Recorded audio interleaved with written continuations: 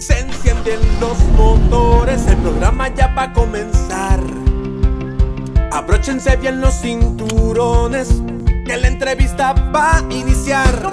Plática amena que Selim ya va a realizar, con invitados que su vida nos van a contar. Hay emociones, sentimientos, todo puede pasar. Ven, súbete y vámonos a Jalo. Ven, súbete y vámonos a Jalo. Ven, súbete y vámonos a Jalo. Ven, súbete y vámonos a Jalo. Ven, súbete y vámonos a Jalo.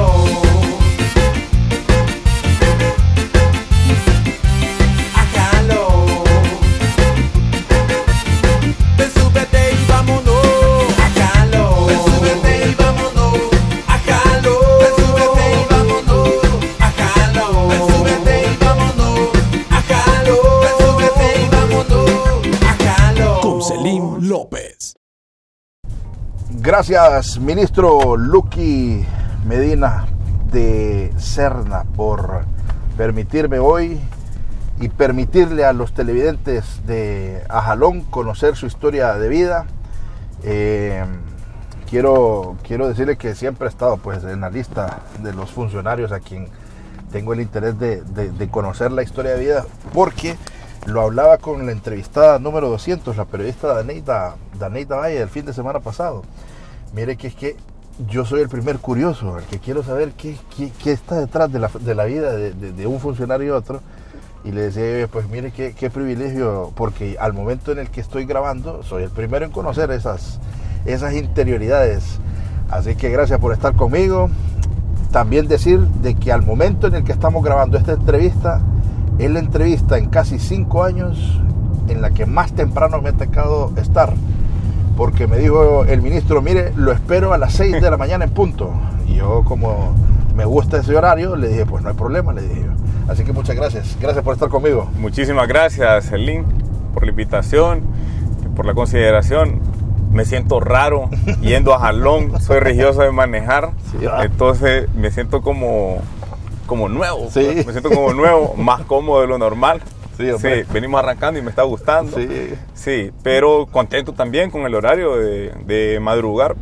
A mí, la gente que me conoce sabe que me gusta madrugar, me gusta que me rinde el día. ¿Y por qué le gusta madrugar? ¿Era una costumbre de su casa? Me quedé con la costumbre desde época del colegio, para agarrar el bus del colegio. Me levantaba poco antes de las 5 de la mañana, 5:40 estaba tomando el bus. Nosotros vivíamos en ese tiempo allá por la salida al norte, y estaba en un colegio ahí por la zona de las Lomas, y estaba en el San Miguel. Yo soy salesiano. Entonces la ruta, el trayecto era bien largo. Y tenía que madrugar. Sí, y después me fui a estudiar a la Universidad de Ciencias Forestales en Cibotepec. Y es internado. Sí. Y en el internado a las 5:30 usted ya estaba bañado, cambiado, ya limpió el cuarto y está desayunando. Sí. Entonces me quedé con ese horario así de madrugar. ¿Nunca fue de esos niños que pensaba que cuando terminara la escuela iba a dormir?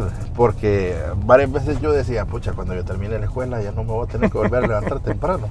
No, en la casa nunca hubo chance para eso. Pues mis papás siempre inculcaron el estudio, mi mamá y mi papá, y yo eso lo agradezco profundamente, que siempre se preocuparan por el estudio. Sí. Esa es una visión también de mis abuelos, claro, que no tuvieron la fortuna ni las oportunidades para estudiar, pero sí sabían que era una forma de que la familia saliera adelante. Claro. Con eso siempre hubo claridad en la casa. La primera pregunta, que ya no se la pude hacer, con la que yo siempre arranco el programa, es ¿dónde tiene el ombligo enterrado? ¿Dónde tiene el ombligo enterrado usted, Luke? Viera la gente cómo me molesta con eso, porque yo de donde llego, de ahí soy, Selim. De ahí soy. Mire, fui a Cocalito con el compañero y amigo Luther. Ajá. Y fuimos a Cocalito, a Siriboya, a Tocamacho, sí, de allá soy. Sí. Estuvimos en Opalaca hace unos días, de allá soy. Voy al Paraíso, mi papá es originario de allá, el Paraíso, ajá, de allá soy. Mi abuelo de San Marcos de Colón, de allá. Viví en Olancho varios años. Entonces, También si de me ahí. preguntas Sí. a mí, de donde yo esté parado, de ahí soy. Sí, hombre. Mire, Sí. o sea que podríamos decir que es un hondureño nato. Yo sí. Sí, ¿Ah? sí, fíjese que tengo No, pero tuvo que haber nacido en una ciudad. ¿Dónde nació, pues? Yo nací aquí en Distrito Central, Sí. en Comayagüela, en el Seguro Social. Sí. Ahí nací, en el 89. Sí. ¿Hijo de? Hijo de Luqui Medina y de Araceli Estrada, obreros, nieto de campesinos Sí. y de obreras.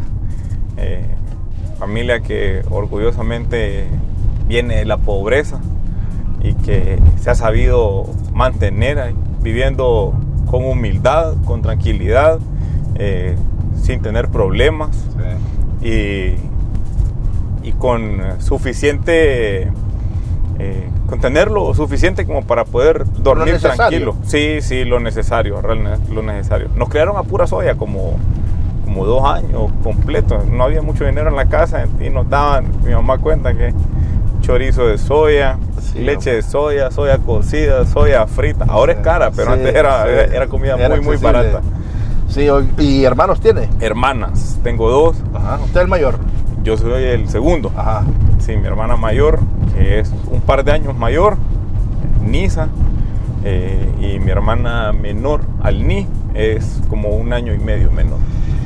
Por lo que entiendo, entonces, siempre estuvo consciente de que la situación tal vez en la familia no era la de bonanza y abundancia, pero sí había otros valores que le fueron formando este carácter que usted tiene hoy.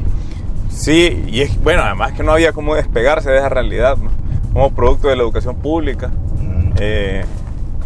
Entonces, es decir, la diferencia, por así decirlo, o lo que había en nuestras casas, que tal vez no había en otros lugares, que había acceso a revistas, a libros, pero nunca fue lo monetario lo que nos despegó. Sí.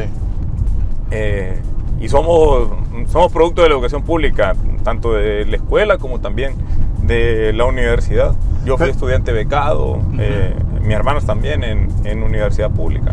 Pero o sea, como no fue una extrema pobreza, no pasó hambre. Pues. Nosotros no, Sí.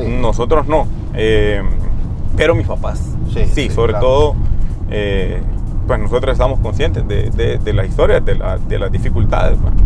Y hubo algunas épocas ahí difíciles en las casas de mis papás que a nosotros nos hacen mantenernos como bien conectados a la realidad. Claro, Sí. no perder el piso. Sí, exacto.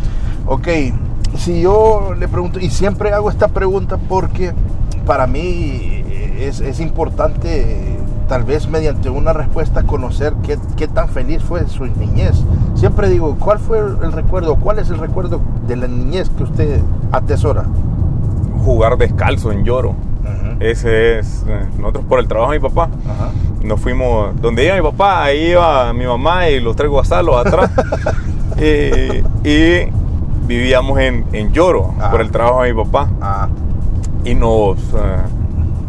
estábamos allá también, escuela pública, a jugar con todos los compañeros y con los amigos del barrio, de la cuadra. Era una experiencia un tanto diferente para nosotros porque Tegucigalpa tiene sus características y hay mucho menos vida de comunidad. Claro. Pero en el pueblo eso inmediatamente cambia. Sí, inmediatamente cambia. Entonces había potra todas las tardes, la potra se armaba ahí muy cerca de la casa. Y cuando yo miré que los niños jugaban descalzos, entonces inmediatamente, bueno, dije la Biblia, al lugar que fuere, haz lo que viere. Inmediatamente me quité los zapatos. Una sola vez pude jugar descalzo. De ahí ya al día siguiente andaba otra vez con los tenis porque la costumbre no me dejaba. No estaba acostumbrado. Y esa es una habilidad extra, ¿va? Sí. Y ahí es donde salen los cracks, porque así jugaba Pelé, mire, jugó mucho tiempo descalzo y la pregunta ¿es crack usted en el fútbol o no? Religioso. Sí. Pero es malo entonces. Religioso. No, la sobamos. Sí, no como Rambo, pero... sí. Delantero. No me dejan fuera. Bueno, no, siempre, volante. Siempre lo echan. Sí, en cancha pequeña, juego medio, en cancha grande, volante llegada. Pucha, sí. Mire, qué nivel. O sea que la selección se perdió de un crack. No llegamos hasta ahí. No. Siempre fui seleccionado B, ahí donde estaba. Ok, pero entonces... lléveme tal vez de manera rápida en un resumen en qué ciudades vivió, porque si nació aquí y de repente a los cuántos años, esa anécdota de cuántos años es. ¿Cuántos años? ¿8? Tenía 5, 6 años. 5, 6 años. Estaba cumpliendo. Entonces 5 años. Nació aquí y después se fue ¿para dónde? Sí, nacimos aquí en Tegucigalpa. ¿Sí? Luego aquí en Tegucigalpa pues estuvimos viviendo en varias casas. Sí, viviendo con las abuelas también, eventualmente, algunos meses o algunas temporadas con mis abuelas y con mi abuelo. Después cuando tenía 4 años, poco más de 4 años, nos fuimos para Lloro. Luego regresamos, un par de años después, aquí regresamos a Tegucigalpa. Después me ha tocado vivir por estudio en Gualaco, en Ciguatepeque, 4 años, sí. Por trabajo, 5 años en Gualaco. Sí. 5 años en Guaymaca, y luego por trabajo también conocer varios municipios. Y me ha tocado vivir por temporada Santa Cruz de Yojoa, Minas de Oro, La Libertad, en todos los alrededores del Cajón. Ahí sí que me ha tocado vivir, o sea, estar varias semanas. Igual algunos trabajos puntuales en Cico Paulaya, que teníamos en Iriona. Sí. Me tocó estar así en base un mes, un par de meses. Pucha. Que nos tocaba estar en Biosfera Río Plátano y en esos lugares. Entonces, para cuentear alguna cipota fue difícil porque no pasaba tanto tiempo. Yo me dediqué a trabajar y a estudiar. Sí. O sea, sí. Y no fue como los marineros que en cada puerto tenían novia. No había chance, no había chance para eso. Yo fui como medio reservado pero por producto de la formación o ya usted ya era decisión propia. Sí, va. Sí, eso fue decisión ¿Para qué voy a andar loqueando? Dijo, mejor me concentro. Sí, yo fui papá muy joven. Ok. Tengo una hija de 12 años. ¿A los cuántos años fue papá? Tenía 20, 21. No, pero ya estaba. Ya trabajaba. Sí, yo me gradué muy joven de la universidad, tenía 19 años y ya estaba despachado de la universidad. Sí. Y yo tenía 21. La vida pues no quiso que esa familia siguiera junta, sino que cada quien agarrara por su rumbo. ¿Producto de la inmadurez propia del joven? La distancia, en parte. Yo estaba viviendo entre Gualaco y San Esteban en Olancho en ese tiempo.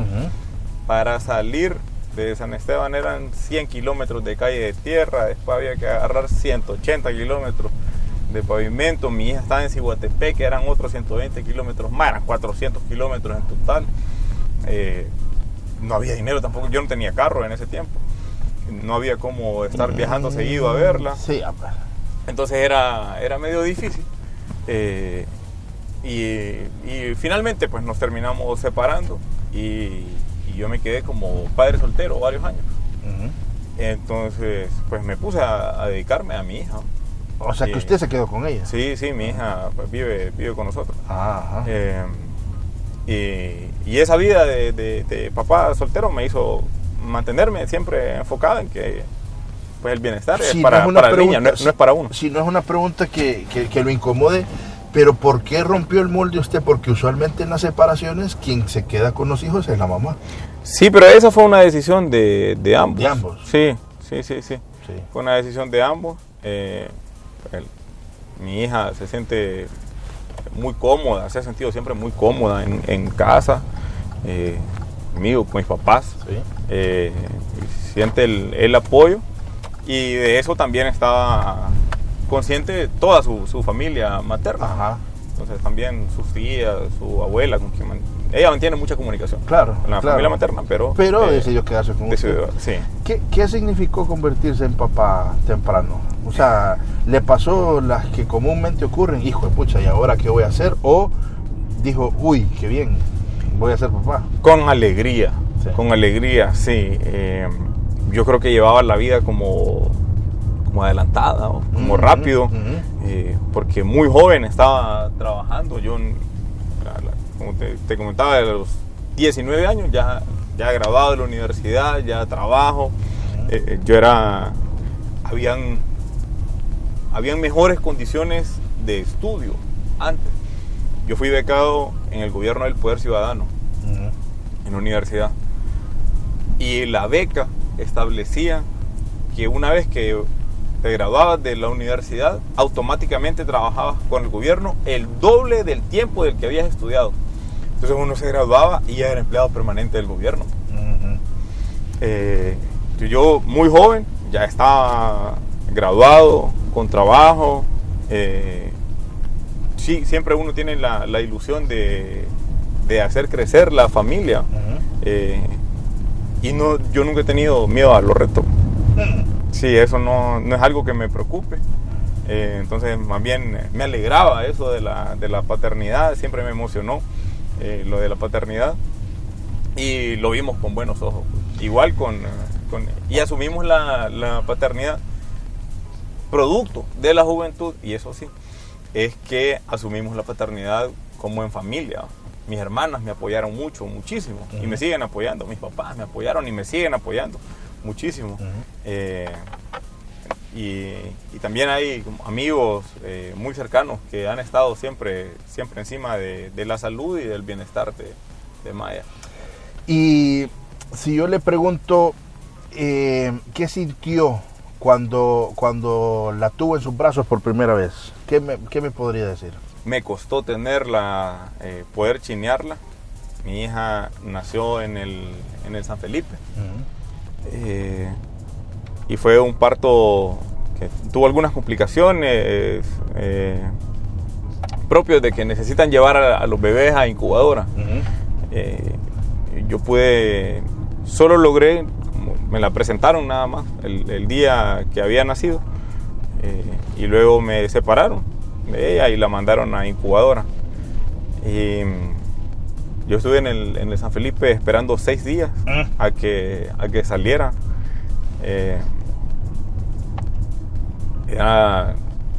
Pues yo estaba ansioso, y además la comunicación era muy limitada, pero yo estaba ansioso porque ella pudiera salir. Entonces ahí me la tiré durmiendo en el San Felipe varias noches.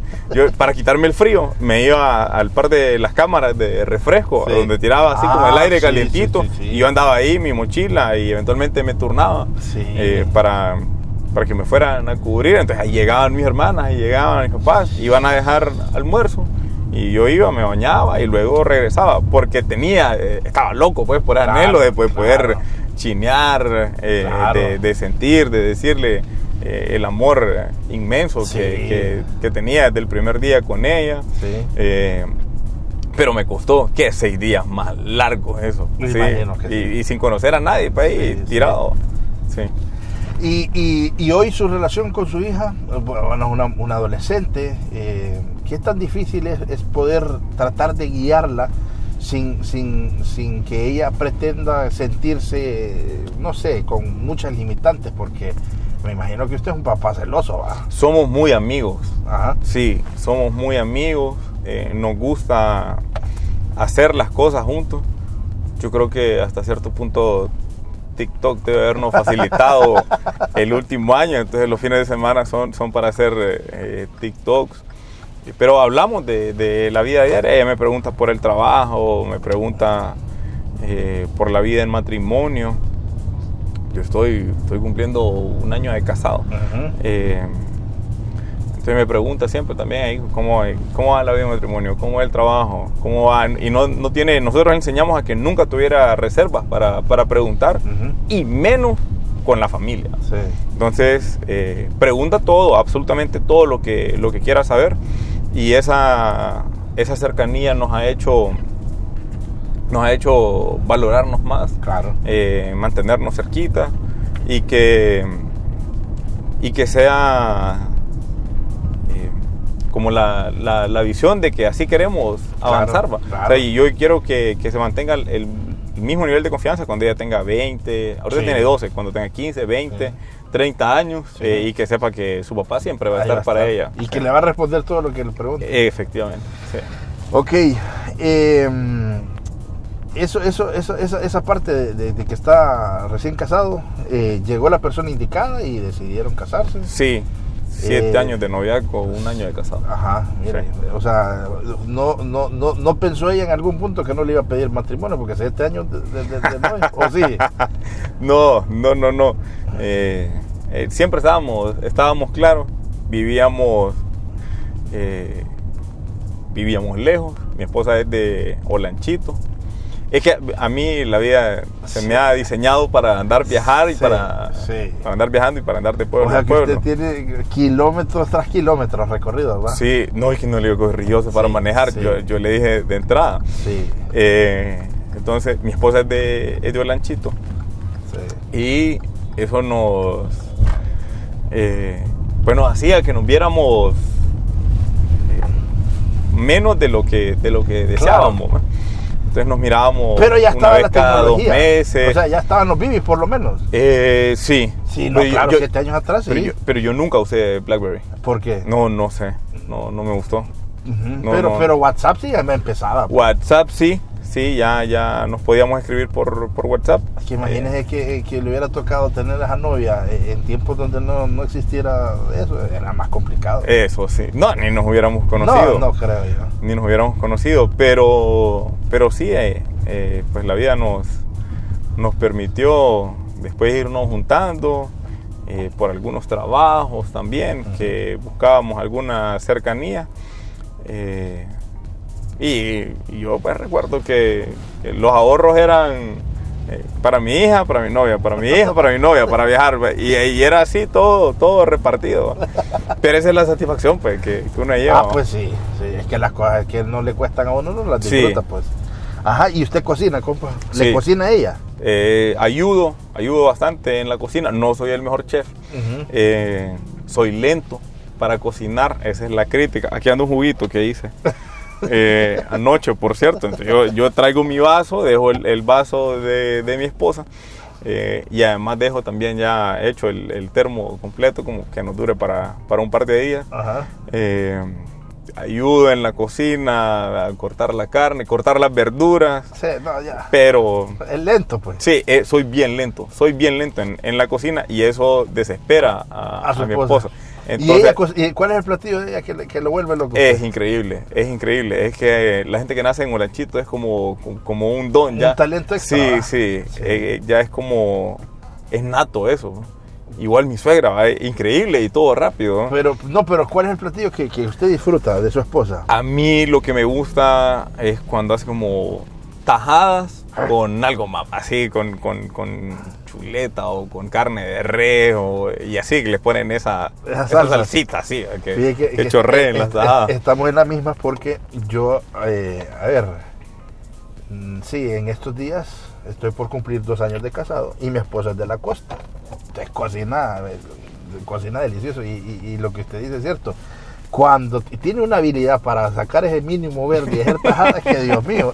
Y la cosa es que hay veces que yo trato de ayudarle y me dice, va, pues, ¿y el mínimo? Me dice, pero es que tiene una habilidad. Ajá, para... con el cuchillo, clac, clac, clac, Pero clac, tiene clac. una habilidad para hacerle así que yo me vuelo media mano, le digo. Pero qué interesante que las mujeres de la costa tienen esa sombra. Sí, ¿Será que por eso nos conquistaron? ha de ser. Sí. Bueno, entonces salimos de la parte ya de más o menos de esta parte en la que estamos conociendo un poco de usted para entrar ya en la parte como funcionario. Entiendo entonces por lo que me cuenta que toda su vida se dedicó a esto, al medio ambiente, A los temas ambientales, sí. a los temas ambientales. Un hombre que tenía claro lo que tenía que hacer. Me dice que se graduó rápido, que trabajó rápido, trabajó en el Estado. Porque es una pregunta no de cajón, pero sí para entenderlo. Obviamente se opuso al golpe de Estado contra el presidente Zelaya. Sí. Y bueno, yo efectivamente empecé con la carrera así, desde recién graduado. Mi papá es también forestal. Entonces hay ahí una parte de la herencia de seguir con esa carrera.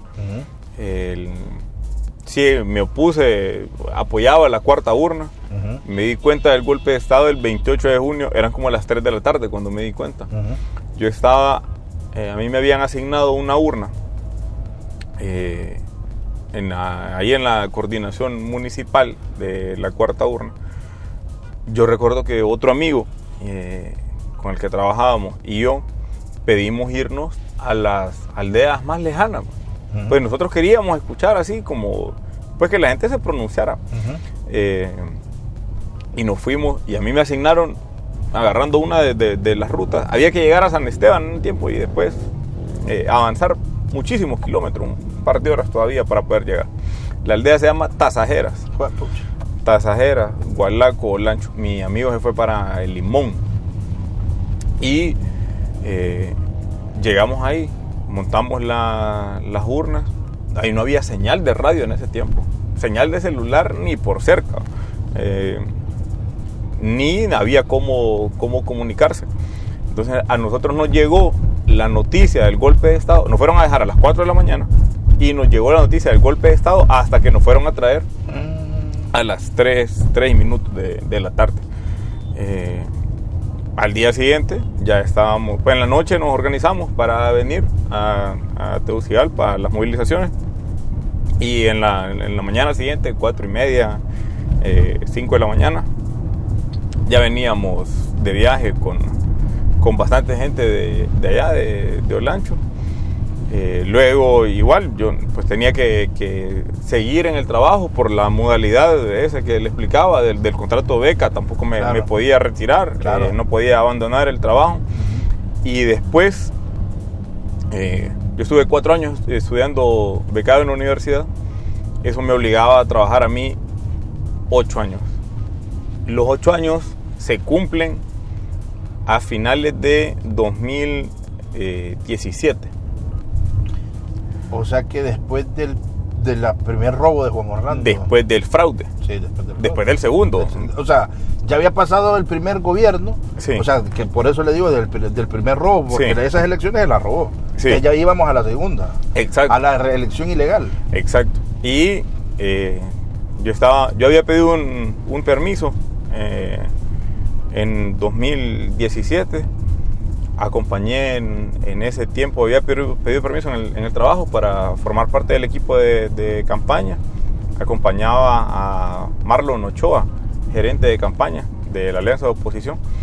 Y después con el resultado del fraude, yo puse la renuncia y me fui del gobierno. En las elecciones que fue en Narral. En las de 2017, sí. Exacto. En esa.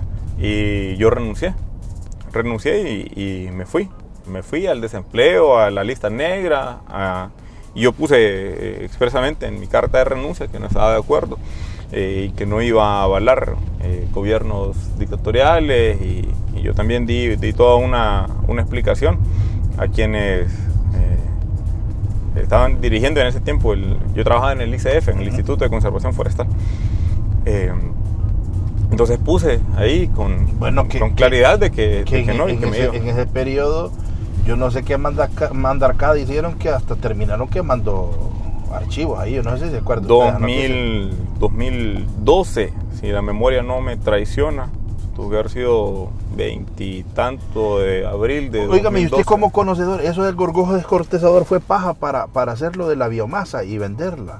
Aprovecharon. O sí fue algo, fue cierto. Aprovecharon la negligencia del gobierno y del Estado en general para después montar esas plantas. Esa decisión, la reacción fue muy tardía. Tuvieron miedo de tomar decisiones y dejaron que la plaga fuera a crecer. El crecimiento es exponencial, pero se puede detener. Controlar. Se puede controlar, sí. Se puede controlar en gran medida. Y nosotros pudimos haber pedido muchísima más ayuda o más colaboración, y había la decisión en ese momento, en este país, que es más de 80% de vocación forestal, 50% está cubierto por bosque. Entonces, para salvar el bosque, uno puede tomar decisiones de paralizar el gobierno completo en todas las instancias que abonen para el control del gorgojo, pero no se hizo. Sí. No se hizo. No había voluntad. En parte no había voluntad, pero además hubo poca claridad entre el golpe y hasta finales de 2021, que los bosques son el recurso estratégico para reducir la pobreza aquí en el país.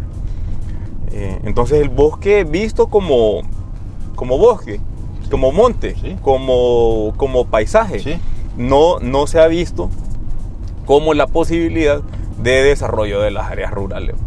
Que eso es realmente, los bosques son el recurso estratégico para reducir la pobreza y la desigualdad en el área rural, para profesionalizar a miles de personas que se dediquen a este rubro, pero tiene que hacerse de manera sostenible, sí, claro, y tiene que hacerse de manera muy técnica y muy científica. Claro. Entonces, renuncia, integró los equipos de campaña y para acelerar un poco más el tiempo, gana doña Xiomara. La alegría de tanto pueblo que estaba en contra de la narcodictadura, años de lucha, años de movilización, de una lucha frontal contra este modelo neoliberal, y tener la posibilidad de implementar un plan que se tiene para sacar y rescatar a Honduras y sacarla adelante. Pero uno de los principales ministros y funcionarios que anunció fue usted. ¿Cómo le tomó la llamada de la presidenta? O sea, ¿ya se lo esperaba usted porque trabajó en campaña o lo tomó por sorpresa? No es algo que uno se espere. Yo venía de acompañar a la presidenta como candidato a designado presidencial. Cedí mi puesto para que se integrara Salvador Narrala. Venía también de ser parte del equipo coordinador del plan de gobierno. Ahí estábamos junto al doctor Hugo Noé Pino, junto a Russell Garay, que estábamos a cargo de la coordinación del plan de gobierno, que era un trabajo que llevaba un poco más de un año en elaboración. Más allá del puesto, miren, no creo que es que uno sabe si va, uno no sabe a ciencia cierta si va a ser ministro o no. Hay en la vida, aquí hay miles de personas esperando que los llamen para ser ministros. Hay personas que hagan lo que hagan, nunca se les presentó la oportunidad. Y yo asumo la tarea como militante. Yo las tareas partidarias las asumo así. Entonces yo me cuadro con la presidenta. Presidenta, yo soy soldado, usted decide que yo sea funcionario, que acompañe en el gabinete, cuente con mi lealtad, con todas mis capacidades, con la honestidad, con la claridad, para decirle a ella cuáles van a ser o cuáles eran los problemas iniciales y cómo se iban a ir solucionando, y sobre todo para llevarle soluciones. Y en conjunto decidimos la misión de la Secretaría, que es construir espacios en armonía con la naturaleza. Pero ella lo llamó, es que ese momento me parece súper interesante en la vida de un hondureño, militante de un partido, y que su partido llega al poder, pero dimensionarlo, pues, o sea, es como cuando lo llaman a la selección, por ejemplo, ¿verdad? Que viene el director técnico y dice, bueno, los convocados para este microciclo son estos. Me imagino que es una alegría enorme, pero ¿fue ella o fue el coordinador, el presidente Zelaya? ¿Cómo fue ese día, por ejemplo? Bueno, ambas llamadas, fue la llamada que yo recibí en noviembre de 2020, pidiéndome que le acompañara a hacer su designado presidencial. Uh-huh. Fue la presidenta, y luego para ser parte del gobierno fue también la presidenta que me pidió que acompañara esa función, y yo inmediatamente digo que sí. A mí sí con la tarea que me asigne. Si la asignación es partidaria y la tarea es militante, yo voy a decir que sí. Por muy grande que suene, por muy pequeña que parezca, las tareas son tareas. Claro. Y si no se hacen, entonces estamos fallando. Yo asumo las tareas que el Partido Libertad y Refundación a mí me encargue a través de el coordinador general, expresidente Mel Zelaya, a través de la presidenta Xiomara Castro y a través de las decisiones de la coordinación. ¿Y qué encontró en esa secretaría? Porque hasta el nombre le habían cambiado, le habían puesto Mi Ambiente. Sí. Y yo me acuerdo que quien la manejaba era un señor que, bueno, por las denuncias hasta utilizaba fondos para financiar un equipo de fútbol de La Ceiba, sí, específicamente. Ahí había en la secretaría, bueno, justo antes de que nosotros asumiéramos, hubo una ministra que estuvo unos 5 o 6 meses. Ella también tuvo un proceso de transición difícil. Los viceministros se dedicaron a bloquearla y esto abiertamente así lo aceptan los directores, y es un secreto a voces. Pero nosotros encontramos ahí, bueno, el desfalco que había y el despilfarro que había con dinero de proyectos de cooperación, de gastos no elegibles por cientos de miles de dólares, pagos de viáticos duplicados, personal supernumerario. Nosotros el primer día se tomó la decisión de separar a 300 personas de la institución, el primer día, porque bueno, si ni cabían, pues. Un montón de gente que no tenía mesas asignadas, ni sillas, ni la gente se conocía entre ellas, gente que no tenía ninguna función asignada, entonces fueron separados inmediatamente del cargo. 300 personas fueron el primer día, y luego eventualmente se han retirado unas 130, 135 personas más. Pero sí era, me imagino, escandaloso ver eso que usted menciona, porque fue la conducta de todos. O sea, imagínese usted en ese ministerio, pero ahora maximicémoslo y llevémoslo al nivel de la presidenta. O sea, sí. Por eso es que cuando ella dice que encontré este país en ruinas, o sea, es de creerle, porque si en un ministerio habían hecho eso, no me imagino qué encontró ella. Las ruinas las fuimos a encontrar después. Yo no encontré absolutamente nada. En el despacho no había computadora, no había registro que se pudiera trasladar así de secretario a secretario. Sí. No había en ese tiempo. Entonces nos quedamos sin archivo digital. Pues las ruinas las fuimos encontrando después. Sí, claro. Había que montar unidad de recuperación de expedientes. Fue de las primeras decisiones, porque muchas cosas se habían perdido. Y una mafia, una corrupción que había ahí, pero salvaje. Y la ventaja es que yo vengo del mundo.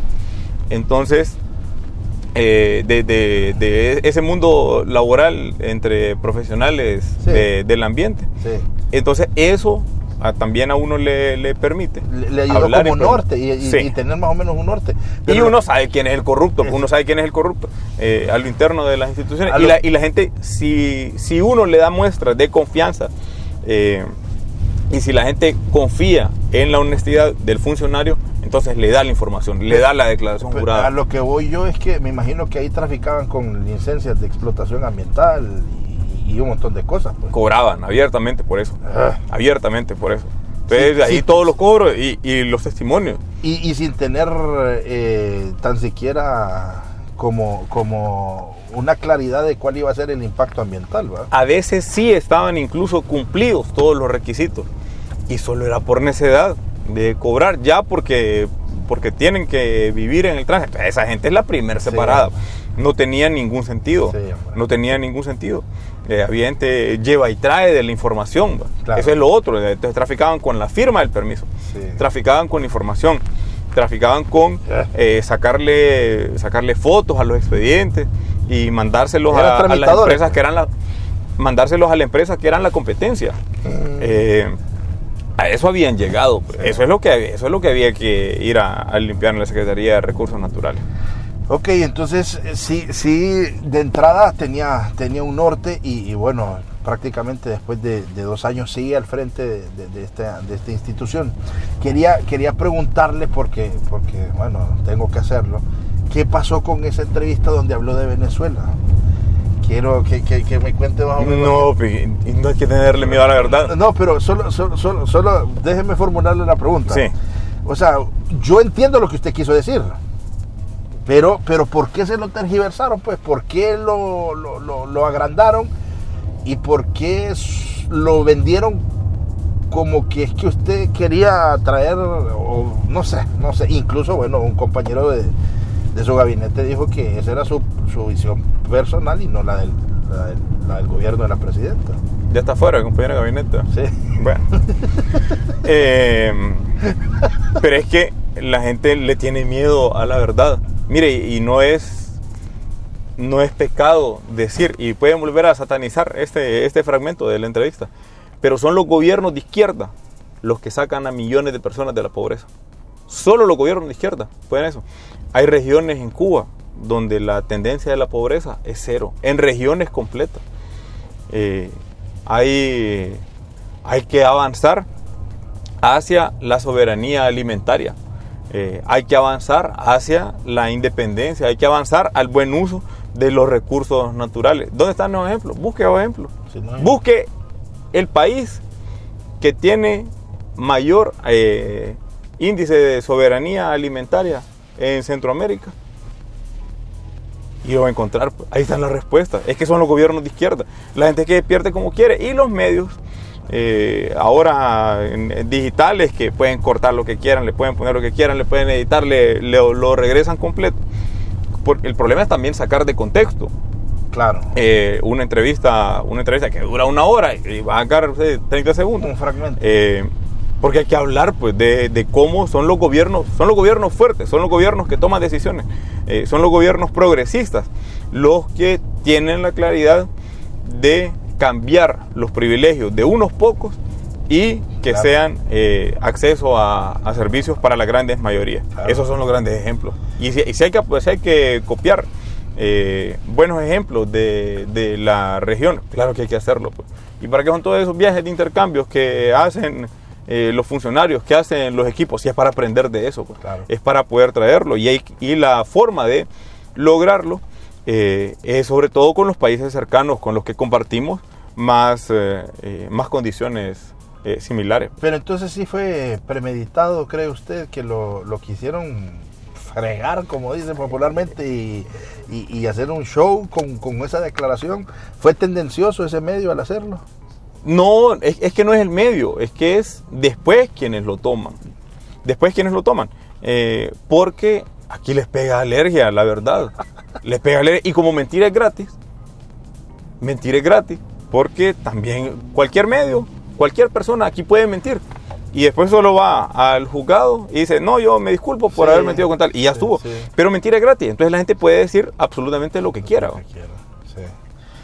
Pero bueno, ahora, en esas evaluaciones que hace la presidenta, me imagino que muchos se han de sentir, hijo de pucha, ¿será que le estoy dando el ancho a la presidenta? Ya ha anunciado, pues, que están en ese proceso de evaluación y hablan de ese sistema que está en ese iPad donde ella permanentemente está monitoreando. ¿Cómo es un consejo de ministros con la presidenta Xiomara? ¿Cómo es ese proceso de evaluación? ¿Qué le ha dicho a ella, a usted, después de este tiempo que ha estado al frente de esta secretaría? Pues las evaluaciones son... Ese es como el formato oficial de evaluación, pero la presidenta está muy consciente de lo que está sucediendo en el país. La mejor evaluación es diaria, ¿va? Y yo pudiera mostrarte mensajes de la presidenta a las 6:10, 6:15 de la mañana. Está mandando noticias, entonces bueno, hay que salir al paso con esto, qué está sucediendo con esto. Igual hay mensajes muy tarde, en la noche. El horario de la presidenta es extendido. Consulta mucho con cómo va el rescate del lago de Yohoa. hace preguntas también que no están enmarcadas en el formato duro de evaluación por resultados. Eso evalúa la ejecución del gasto, las tareas priorizadas y la vinculación que hay entre instituciones cuando se acoplan varias tareas, con la premisa de que el gobierno es uno solo. Claro. Entonces, pero también la presidenta está encima del día a día, puede llevar el día a día y además lleva la planificación estratégica del gobierno. Y en el Consejo de Ministros se discuten los decretos, se presentan los decretos de ley, se hace la revisión del gobierno en total. Hay algunos temas específicos también que se tratan, de que sean un poco más de lo coyuntural, y están luego y todos los resultados de los consejos de ministros terminan siendo abiertos. Cierran con comunicados de prensa. Claro. Ustedes saben qué pasa con el Consejo Nacional de Defensa y Seguridad. Claro, además, todas las reuniones de la presidenta son caracterizadas por la transparencia, claro, que ella contagia al gabinete completo. Mire qué interesante. Yo siempre digo que siempre cuento esta anécdota. Yo participaba en un programa de las tardes y siempre dije, desde hace mucho tiempo, que cuando Honduras lo manejara una mujer, Honduras iba a cambiar. Y siempre me declaré siomarista, porque en las primeras campañas, tuve la oportunidad de contarle a todo Honduras las caravanas de la victoria y cuando iban llegando a X o Y ciudad.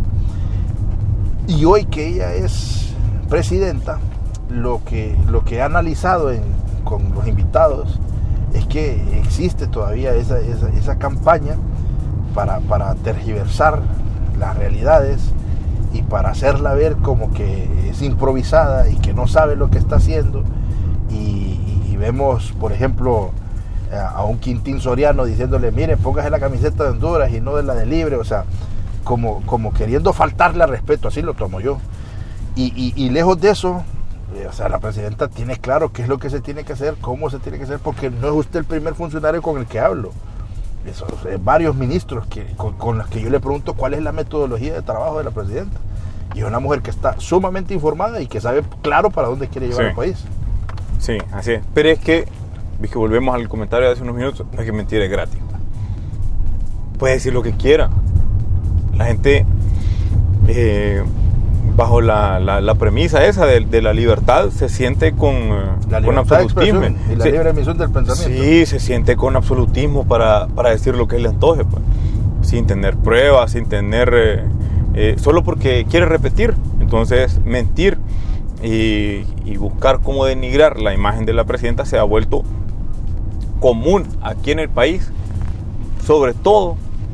Y la razón no es que no la conozcan, ¿sí?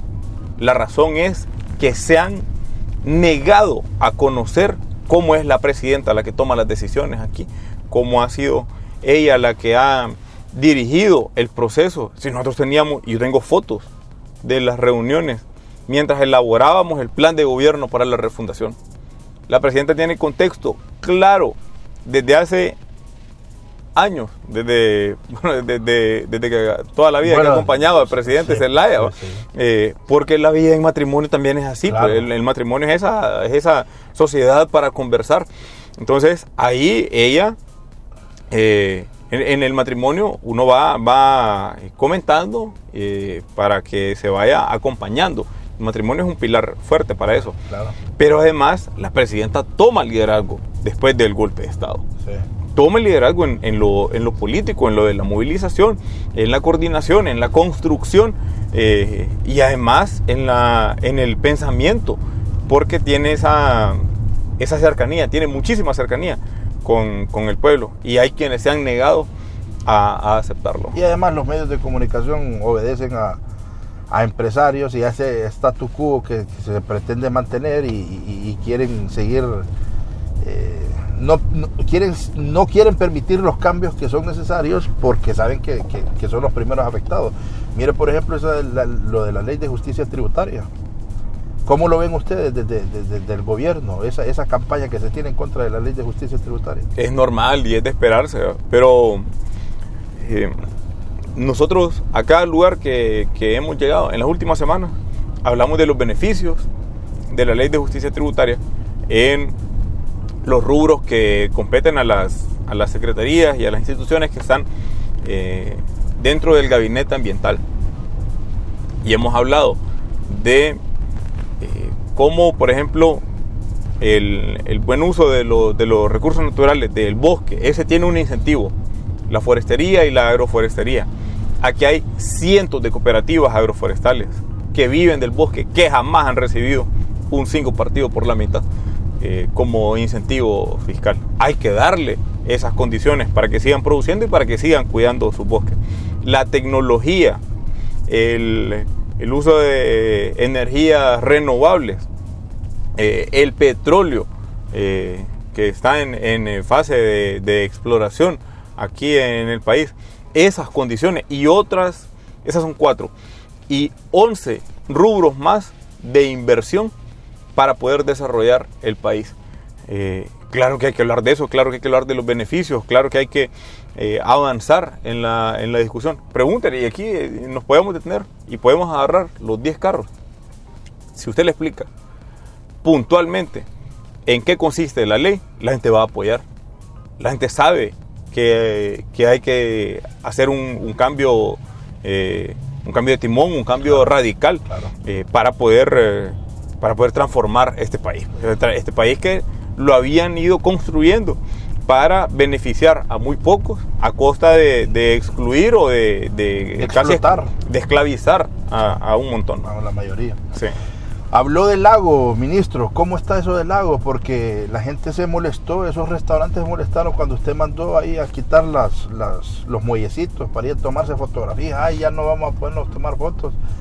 Y un gran relajo que se armó. Y otra cosa, justamente antes de esta entrevista estaba escuchando un dato de que solo en lo que va del año van ya más de 2.000 incendios que han afectado 153.000 hectáreas de bosque. Sí.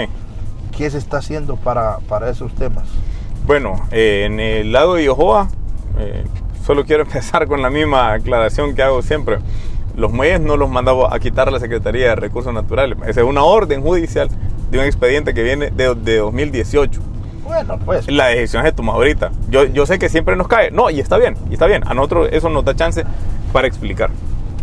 En el lago además hay procesos de revisión para las empresas que crían tilapia en mediana escala y en escala industrial, para que hagan su salida, deben hacer su salida progresiva hacia la represa El Cajón. Deben también, esa es la mayor fuente de contaminación, la cría de tilapia. Eso es grosero, los niveles de contaminación que deja en contra del agua del lago de Yohoa. Además son empresas exoneradas, por cierto. Exoneradas, exentas, sí. Y que están ahí destruyendo el lago. Sí. La segunda causa son metales pesados que proviene del departamento de Santa Bárbara, por tareas de minería, por actividades de minería. El tercero son la deforestación, porque después viene la agricultura y la ganadería, y con estas dos actividades viene el uso de mucho agroquímico, de fungicida, de plaguicida. Entonces se usa muy cerca del lago y cuando llueve inmediatamente se incorpora en el agua. Y el cuarto componente de contaminación o de destrucción en el lago han sido los muelles. No es el que más contamina. Había 33 muelles en total, ya se retiraron los primeros 26. Pero sí, y esto sí es cierto, de que la cantidad de basura que se encontraba cerca de los muelles es responsabilidad de los restaurantes, de los mismos turistas. Sí. Porque, ¿y cómo se va a tomar la gente una cerveza? Y lo que hace es que cuando termina la cerveza la tira al lago, o se quita la mascarilla, o tira la bolsa de churro, o tira la bolsa de fresco. Y entonces, ¿quién es el que se está afectando? No, pero además, ¿quién está lamentando que se hayan quitado los muelles? Los mismos que iban a contaminar ahí. Es la misma gente. Es la pregunta que yo le hago a la gente. ¿Usted de qué se siente, con qué se siente como más afectado? Con que le hayan quitado su muelle. Y usted tiraba basura, le digo a la gente. Y hay gente que se queda callada. Sí. Y es señal que sí tiraban basura. Entonces, hay que tener responsabilidad. Tener responsabilidad con eso. El delito más grave que se acusaba en ese tema de los muelles no era el delito ambiental, era el de usurpación en contra del Estado de Honduras, porque los muelles fueron construidos sin permiso dentro del humedal del lago de Yohoa, que es propiedad del Estado de Honduras. Claro. Entonces ahí el delito era usurpación. No, lo más grave no era el delito ambiental. Y con lo de los incendios, efectivamente, mire, el número de incendios ha incrementado en este 2023. El área afectada es menor que en 2022. Y esto, la clave para poder soportar esta cantidad de incendios hay un programa presidencial, Padre Andrés Tamayo, el programa de protección y restauración de cuencas. En él hay poco más de 2.000 personas contratadas a tiempo completo para combate de incendios. De ahí salen los fondos para los batallones verdes o los batallones de protección ambiental, que son otros 2.000 soldados. Y entre cooperativos agroforestales y propietarios hay unas 2.000 personas también que están concentradas en las actividades de protección. Esos son un poco más de 6.000 personas, que han estado desde finales de enero hasta ahora, finales de mayo, concentradas en el combate y protección y vigilancia de los incendios forestales. Pero es mano criminal, es premeditado. Siempre. O sea, hay gente que... Es que, por ejemplo, aquí, antes de asumir doña Xiomara, se quemaba... ¿cómo se llama este que está para Valle de Ángeles? El Chimbo. Sí. Y decían que es que se quemaban porque... Y el que está aquí también para el Picacho, que se quemaba porque querían hacer complejos habitacionales y la primera parte era quemar y deshacerse de esos árboles. Y digo yo, ¿y cuándo les van a meter la justicia? ¿Cuándo los van a llevar? Porque ya es un secreto a voces eso. Sí, mire, más del 70% de los incendios son causados por mano criminal. Y eso histórico, no es de ahorita.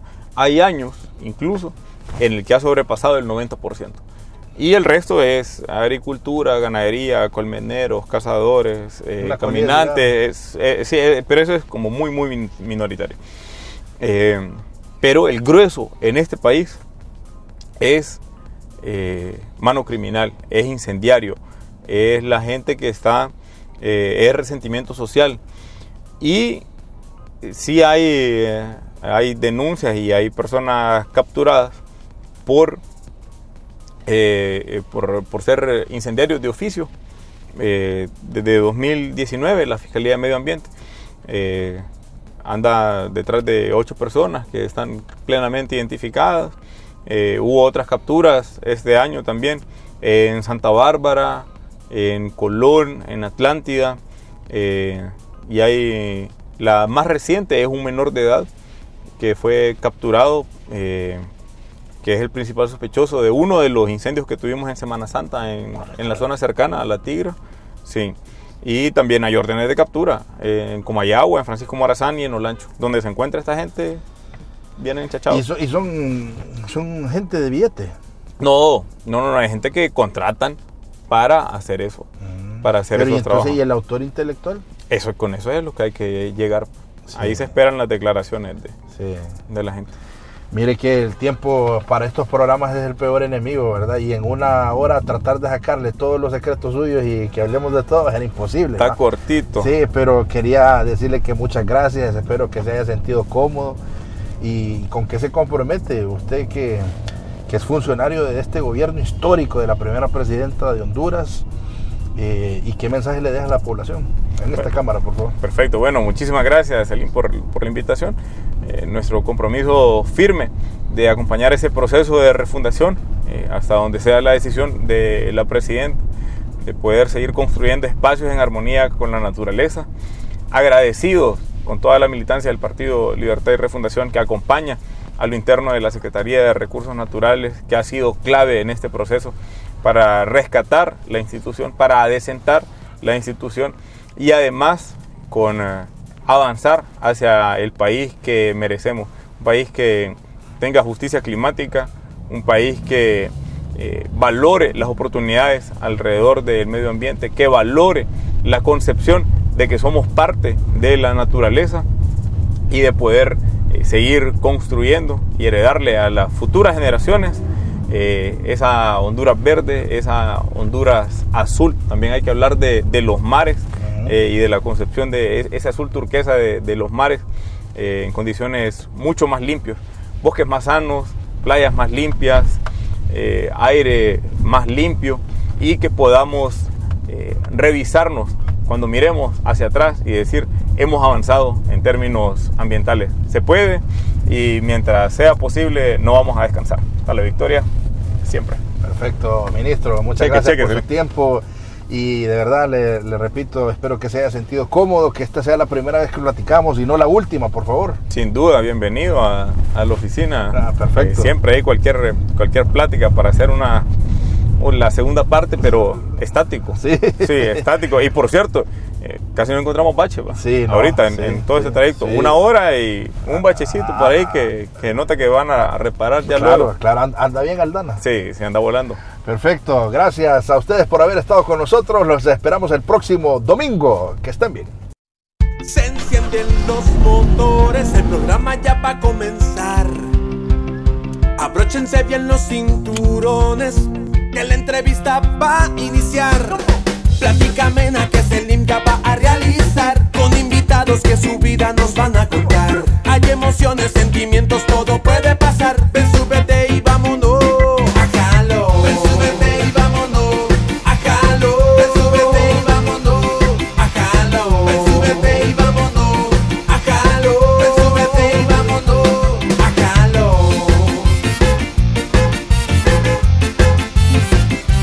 A Jalo.